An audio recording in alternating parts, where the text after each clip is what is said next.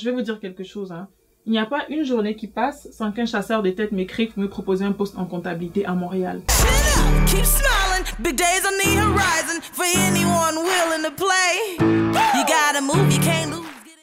Hello tout le monde, ici c'est Fry. Hi, j'espère que vous allez bien. Moi je vais très bien.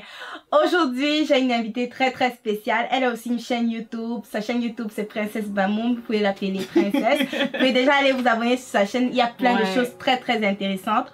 Aujourd'hui on va aborder un sujet quand même assez lourd. Mais avant de vous parler du sujet qu'on va aborder, je vais laisser Princesse Bamoun se présenter elle-même. Allô tout le monde, moi c'est Princesse Bamoun, je suis une jeune Camerounaise comme mademoiselle Frey ici présente. Je vis à Montréal également et je suis comptable professionnelle agréée à Montréal. Dans le fond, il y a plusieurs d'entre vous qui me posaient des questions en fait sur les études au Canada, sur comment venir au Canada et sur certains programmes d'études au Canada. Et il y a plusieurs personnes qui étaient intéressées à savoir comment ça se passe dans le domaine de la comptabilité. J'ai fait une collaboration avec Princesse Bamoun ici pour qu'elle vous dise en fait les vraies réalités du métier après les études en comptabilité au Canada. Elle va expliquer son parcours scolaire, elle va donner tout le thé, elle va tout dire sans tabou. Donc si vous voulez entendre ce qu'elle a à dire, restez là, restez sur place. Je suis sûre que ce que tu vas nous dire ne concerne pas juste la comptabilité, ça peut concerner aussi l'actuariat, en fait tous les métiers en fait connexes à la comptabilité. Donc si vous êtes intéressé à venir au Canada puis vous inscrire à un des programmes d'études qui ressemble au programme de Princesse Bamoun, vous devez écouter cette vidéo. Donc Aïcha, tu vas nous expliquer ton cursus scolaire déjà, la compta ça se passe comment? Mais premièrement, rapidement, je suis arrivée au Canada quand j'avais 11 ans. J'étais en 4e au Cameroun. Donc quand je suis arrivée ici, on m'a remise au secondaire. Donc j'ai refait le secondaire. Si vous n'êtes pas très familier avec le système scolaire, je ne sais pas si sur ta chaîne tu leur as déjà expliqué rapidement. Mais en fait, le secondaire a 5 années. Au pays, on fait de 6e en terminale. Ici, le secondaire a 5 années. Donc le secondaire 1 à secondaire 5. Et après, il y a 2 années de cégep. Donc au total, ça fait 7 ans. C'est un petit peu l'équivalent en fait du bac du pays. Donc moi quand j'ai fini mon cégep, je suis allée à l'université et je suis allée au HEC Montréal et le programme s'appelle baccalauréat en administration des affaires. Et d'ailleurs il y a beaucoup de français là-bas, je pense que 50% des étudiants sont français. C'est incroyable. Et baccalauréat c'est pas notre bac du pays là. C'est la licence en fait. Ici on appelle ça baccalauréat mais là-bas c'est la licence en fait. Donc c'est 3 ans. Il y avait beaucoup de personnes qui avaient déjà fait des diplômes en comptabilité dans leur pays et qui arrivaient ici. Donc, on ne leur imposait pas nécessairement de refaire le baccalauréat, mais il y a des certificats en fait qui permettent d'accéder à la profession comptable. Et ça, c'est important de le mentionner et tout, qu'il y a des certificats qui permettent d'accéder à la profession comptable. Donc, une fois qu'on finit le baccalauréat, on fait un autre diplôme d'études supérieures qui s'appelle le DESS, diplôme d'études supérieures spécialisées. C'est comme les 2/3 d'un master. C'est pas un master, c'est 15 mois. Donc en fait, quand vous faites les certificats dont je parlais d'accès à la profession, ça vous permet d'accéder justement au DESS. Et le DESS, c'est quoi?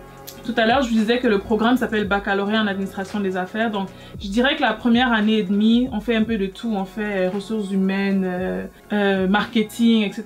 Toutes les fonctions de l'entreprise. Et à partir de la deuxième moitié, en fait, du 3 ans, on commence à faire des cours vraiment plus spécifiques de comptabilité, d'audit, contrôle de gestion, etc. Donc, une fois qu'on arrive au DESS, là, c'est que de la compta et c'est de l'audit. Beaucoup d'audit, encore une fois, contrôle de gestion de la fiscalité. Donc, c'est que ça, en fait. Et ça, c'est en préparation à un examen qui s'appelle EFC, épreuve finale commune.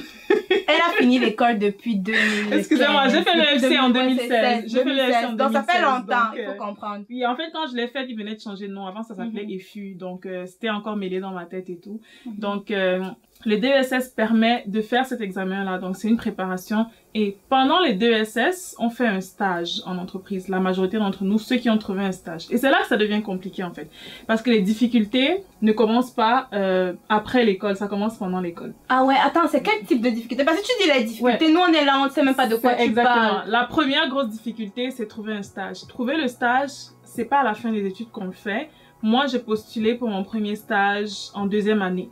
Il y en a qui commencent en première année. Mais c'est pas genre, tu envoies ton CV et puis tu restes là peinard en attendant que quelque chose arrive. Pas du tout. C'est un long processus. Premièrement, chaque cabinet, parce que tout le monde veut entrer en cabinet en fait avant d'aller en entreprise. Vous connaissez les Big Four, pour ceux qui sont familiers avec le domaine de la comptabilité, vous connaissez les Big Four, c'est les Big Four, les mêmes Big Four partout dans le monde. Donc tout le monde veut entrer. Big Four, parce que ceux qui ne connaissent pas. Oui, en fait c'est en comptabilité, il y a 4 grandes firmes de comptabilité dans le monde qui sont KPMG, Deloitte, EY et PwC. C'est ça les Big Four en fait. Donc tout le monde veut entrer dans les Big Four parce que quand tu as Big Four dans ton CV, ça te permet d'accéder à des postes vraiment intéressants par la suite parce que c'est très demandant de travailler pour un Big Four, surtout en audit. Donc, ça démontre au niveau du marché du travail, premièrement, que si tu as été recruté par ces gens-là, parce qu'ils regardent tes notes et un ensemble de choses, ta personnalité, ça veut dire que mentalement, ça va, quoi. Ouais, je comprends. C'est le premier indice. Et le deuxième indice, ça signifie que tu es capable de travailler fort, sous pression, etc. Donc, c'est comme un pré-recrutement sur le milieu du travail de rentrer pour un Big Four. Après, il n'y a pas que les Big Four. Tu as les Big Four, tu as les moyens cabinets, tu as les plus petits cabinets. C'est sûr que plus le cabinet est gros, mieux ça fait dans le CV. Donc, tout le monde veut entrer pour ces cabinets-là. Le recrutement se fait de la manière comme suit. Écoute. Ok. Premièrement, chaque cabinet fait une visite de cabinet à ses bureaux. Attends, je suis pas sûre de comprendre. Chaque cabinet fait une visite de tu cabinet. Tu dois t'inscrire à la visite. Tu dois t'inscrire pour toi qui veux... Oui, pour aller visiter le cabinet. Tu vas visiter le cabinet. Donc, on arrive, toi, on est plusieurs étudiants, tout le monde veut se démarquer. Tu as des employés du cabinet qui sont là. Au préalable, tu dois aller faire des cartes d'affaires avec ta photo dessus. Oh my God. Parce qu'il faut que ça rappelle de toi. Il faut que ça rappelle de toi. Il y a beaucoup d'étudiants. Et c'est là où c'est tricky parce que quand tu es noir, ta photo est noire. Donc, si tu tombes sur des gens qui déjà ont des a priori sur les noirs et qu'on voit ta carte, on t'élimine directement, quoi. Mais en même temps, tu es obligé de mettre ta photo, sinon on voit juste ton nom. Eux, ils parlent peut-être à 1000 personnes cette journée-là. Ils vont pas se rappeler de toi, tu comprends? Donc, tu es obligé de mettre ta photo et tout le monde le fait. Donc, si toi, tu mets pas ta photo, c'est un petit peu bizarre. Donc, tu mets ta photo en te disant, bah, tu mets ta photo, tu es noir et tu sais ce que tu risques, en gros, si je peux dire ça comme ça, mais c'est comme ça que ça se passe, en fait. Donc, il y a les visites de cabinet comme ça. Tu as plein d'autres activités qu'ils organisent. C'est toujours bien vu d'y aller pour te faire voir le plus possible par les gens. Parce que s'ils se rappellent de toi, parce qu'en fait, ce qu'ils font après, c'est des débriefings. Parce que moi, vu que j'ai été en cabinet, j'ai été de l'autre côté de la médaille par la suite où les gens venaient faire le recrutement. Donc, je vois un petit peu comment ça se passe des deux côtés, en fait. Et donc, par la suite, ils font des débriefings. Ils disent telle personne, je l'ai aimée, telle personne, je l'ai pas aimée. Donc, il y a des gens qui pensent qu'il faut juste parler aux personnes haut placé des cabinets pour espérer avoir une place, mais pas du tout parce que tout le monde a son mot à dire pendant les débriefings et tout. Donc, rapidement, il y a les visites de cabinet qu'il faut faire, toutes les activités qu'ils organisent, il faut faire. Il y a un cocktail qu'ils organisent où tous les cabinets sont là. Donc, c'est comme un 3 heures, c'est comme un marathon. Tu dois aller de cabinet en cabinet, tu dois aller parler à ceux que tu veux, mais tu dois pas faire juste 5 minutes avec eux parce qu'ils vont savoir que tu n'es pas vraiment intéressé par leur cabinet, etc. Donc, il faut que tu bargaines un peu ton temps. Il faut que tu saches à qui je parle, combien de temps et tout, comment j'optimise mon 3 heures. Après, il y a un document à remplir qui s'appelle AXI. AXI, c'est comme une espèce de CV, mais genre next level. C'est tout un protocole, hein? C'est 5 pages de CV avec des questions, des réponses. Il faut répondre d'une certaine manière. Il y a tout un guide sur comment remplir ce document-là, cette espèce de CV-là. Donc, c'est tout ça ensemble qui fait que vous déposez vos AXI, ils se rappellent de toi. Est-ce qu'ils vont t'appeler en entrevue? Une fois qu'on t'appelle en entrevue, c'est une autre paire de manches. Il faut aller te démarquer et tout. Et puis, les entrevues sont souvent informelles. En fait, rendu là, ils ont regardé tes notes, ça va. Ton AXI, ça va. Aux visites de cabinet, ça allait. Donc, ça va, quoi. La dernière étape, c'est vraiment l'entrevue, en fait, l'entretien. L'entretien, c'est pas des questions genre, c'est quoi tes qualités, tes défauts. Parce que comme je dis, rendu là, ils le savent. Ils veulent juste voir comment tu te comportes. Est-ce que quand tu arrives dans la salle avec les autres personnes, est-ce que tu parles aux gens? Est-ce que t'es... Parce qu'après, en audit, on fait des heures de fou. On est dans une petite salle. On est peut-être 10 dans la petite salle et tout. Donc, ils veulent des gens très outgo, des gens qui parlent. Sinon, c'est très difficile, en fait. Donc, des gens qui se fondent dans la masse, qui sont sociables, etc. Donc, c'est ça le processus, en fait, pour... C'est vraiment intéressant. Par la suite, ils te font passer des entretiens. Après ça, tu as les réponses. Tu dois choisir le cabinet que tu veux si tu as plus qu'une offre. Donc, moi, la première année que j'ai fait le recrutement, c'était une grosse catastrophe.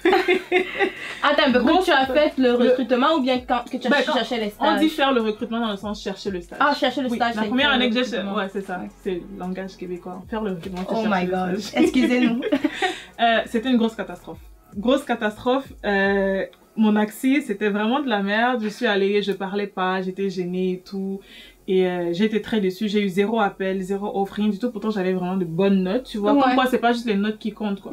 La deuxième année, là, je me suis donnée à fond. Là, je suis allée parler aux gens. Là, franchement, je me suis donnée.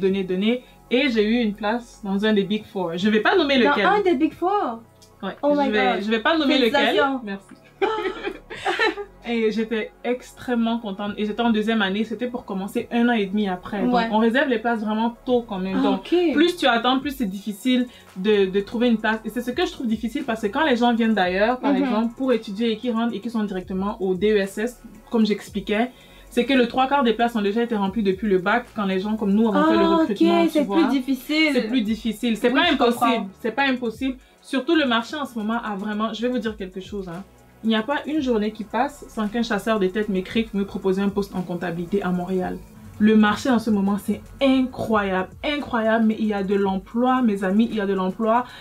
J'ai jamais vu ça en fait. Je ne peux pas chômer en comptabilité à Montréal en ce moment. C'est incroyable. Franchement, si c'est quelque chose qui vous intéresse, moi, honnêtement, je vous encourage et tout. Franchement, ils sont... Et là, il manque de personnes, donc ils sont plus ouverts. Donc même si c'est des personnes qui sont déjà au DESS, ils prennent quand même. Ils ont besoin de gens, en fait, tu vois. Donc, c'est ça. Donc, je suis rentrée dans un des cabinets et j'ai commencé mon stage. Donc, le stage, en fait, au HEC, comme dans les autres universités aussi, c'est par intermittence. Donc, pendant le DESS, on a des mois où on est en cabinet, on fait des stages, on doit remplir les rapports de stage, etc. Et on revient étudier pour l'EFC, en fait. Donc, le DESS dure 15 mois, incluant le stage. Et ça se termine par, justement, cet examen-là. C'est un examen de 3 jours.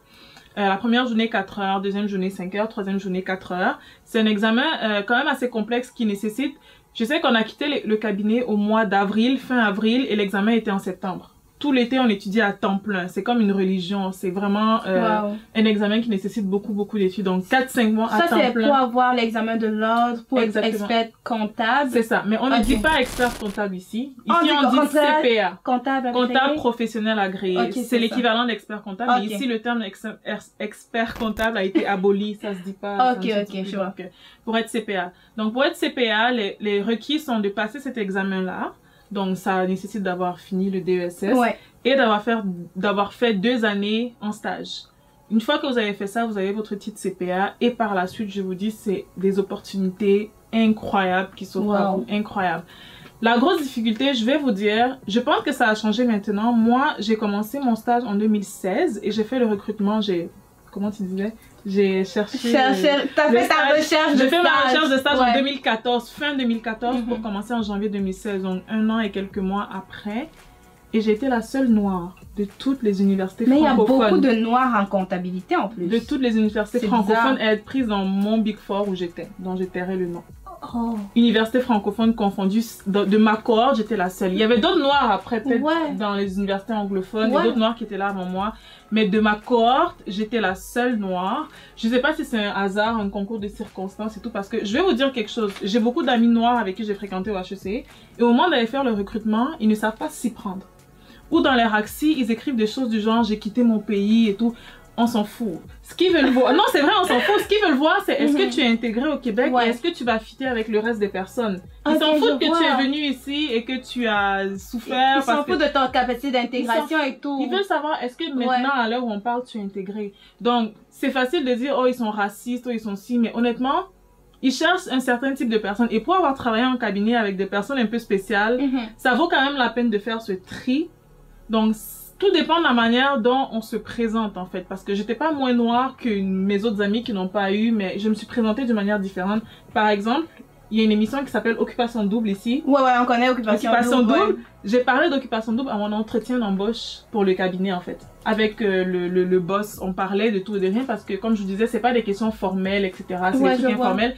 Donc de voir moi qui regarde Occupation Double, ça démontre quand même que la fille est intégrée. J'ai une ouverture. J'ai une ouverture. Je peux avoir des sujets avec des Québécois et tout, tu vois ce que je veux dire. Donc je pense que c'est des trucs aussi banals que ça en fait qui font qu'ils te prennent ou ils te prennent pas. Ouais, c'est ça qui t'a démarqué en fait. C'est ça qui m'a démarqué, exactement. Donc, moi, je pense pas nécessairement qu'il soit raciste ou quoi que ce soit, mais je pense que quand vous arrivez, la manière dont vous vous présentez va vraiment... Il y a des gens qui pensent que j'ai les bonnes notes et c'est tout, mais pas du tout. Vraiment pas du tout.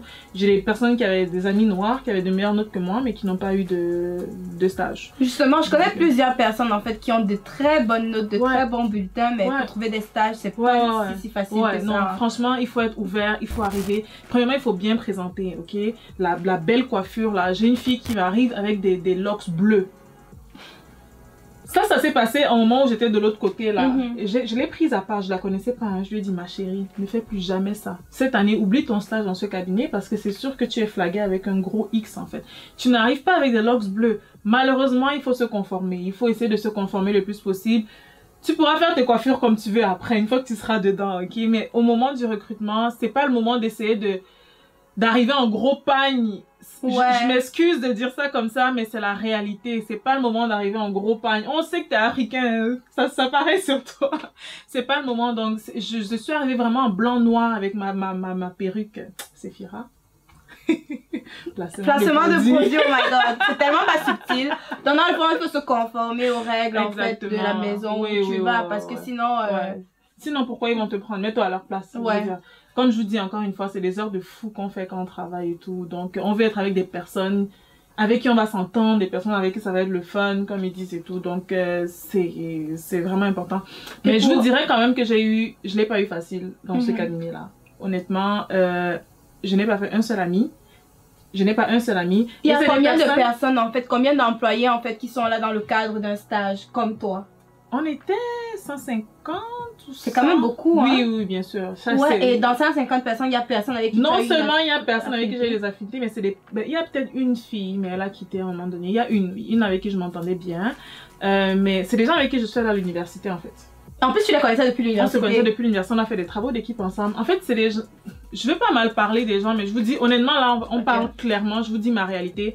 On va faire un travail d'équipe, on va se voir 3-4 fois par semaine, faire le travail d'équipe. Elle va me raconter toute sa vie ou il va me raconter toute sa vie. Je pense que ça va, on a un lien qui se crée. La minute où on remet le travail d'équipe, c'est fini là. C'est fini, chacun prend même bonjour dans le couloir. C'est genre ni vu ni connu quoi, c'est incroyable et tout. Donc eux ils ont des clics qu'ils ont créés déjà depuis l'université, ils se connaissent et beaucoup viennent de petites villes et tout. Donc des petites villes où il n'y a pas forcément de noirs ni de chinois, donc ils sont pas très habitués. Mais ils ont toujours été nice avec moi, tu vois, mais jamais ils m'invitaient à leur truc après le travail. Et pourtant j'essayais, j'ai vraiment essayé. Donc dans le fond tu allais quand même vers eux en fait? Oui, puis il y avait des 5 à 7, il y avait des événements, j'allais tout le temps dans les événements, 5 à 7, les cocktails, etc. J'allais toujours, j'ai vraiment essayé. Après je me suis fait de super bonnes connaissances, mais il y a personne que j'ai vraiment revu après avoir quitté le cabinet. Par contre, c'est pas comme ça partout, parce qu'après ce Big Four là, je suis allée dans un autre Big Four. Pourquoi tu as changé en fait? C'était plus un stage, c'était maintenant dans le cadre du travail ou bien c'était toujours dans le cadre du travail? Ils appellent ça stage, mais c'est ton travail en fait. C'est le travail, ok. Ouais, ils appellent ça stage, mais c'est ton travail. C'est vraiment ton travail à temps plein et tout, genre tu travailles et tout. Je suis allée dans l'autre Big Four et c'était le jour et la nuit. Il y avait des Noirs, des Arabes, des Chinois, partout. Partout, des Noirs avec des hauts placés, etc.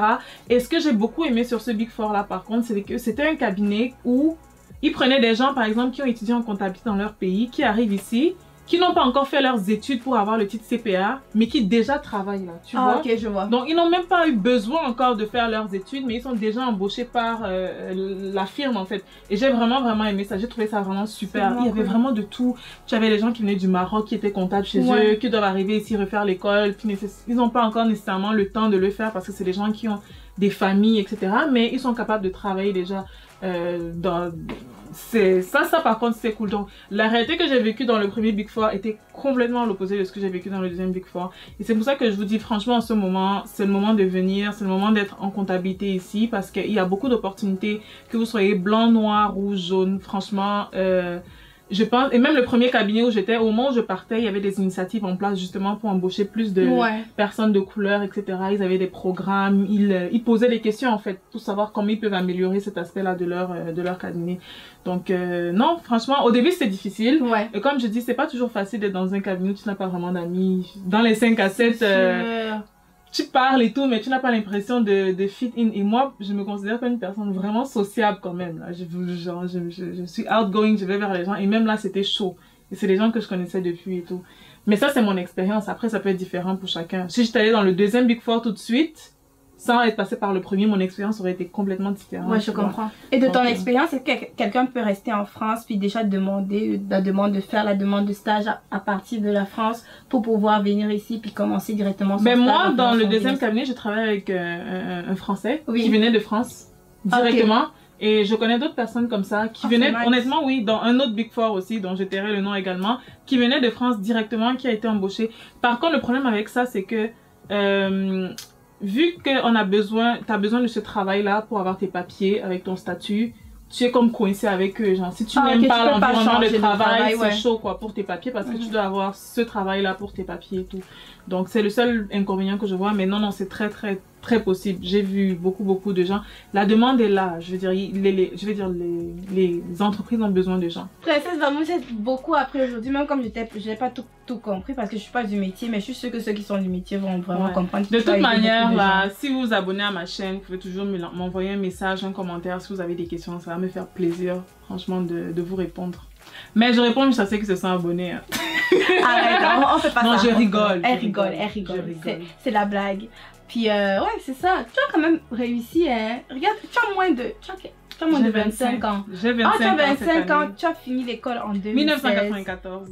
CPA en 2016, s'il vous plaît. Donc, tu travailles depuis 3 ans. Non, mais en fait, c'est que pour avoir son CPA, il faut faire 2 ans. En 2016, je n'avais pas encore fini mes 2 ans. Okay. Donc, j'ai terminé l'examen. Mais mon titre CPA officiellement, je l'ai eu en 2017. En 2017, mais même à ça, là, c'est quand même un parcours très, très brillant. 2017. Ouais. Merci de la part de mes abonnés, merci de la part de tous ceux qui vont regarder la vidéo parce que j'ai plein de questions. Puis j'espère que ça va répondre à vos questions. Si vous avez des questions par rapport à un autre métier en particulier ou par rapport à n'importe quoi, n'hésitez pas de m'écrire sur ma page Instagram, ça me ferait plaisir de vous répondre directement. Ou si je ne connais pas la réponse, ça me ferait plaisir d'inviter une autre personne qui va pouvoir répondre à vos questions.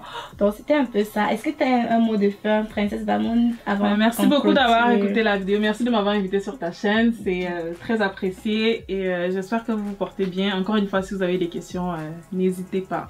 Likez, commentez, abonnez-vous à la chaîne de Princesse Bamoun, abonnez-vous à ma chaîne, partagez la vidéo en max pour faire profiter ça à d'autres personnes. Puis on se retrouve très prochainement pour une nouvelle vidéo. Au revoir.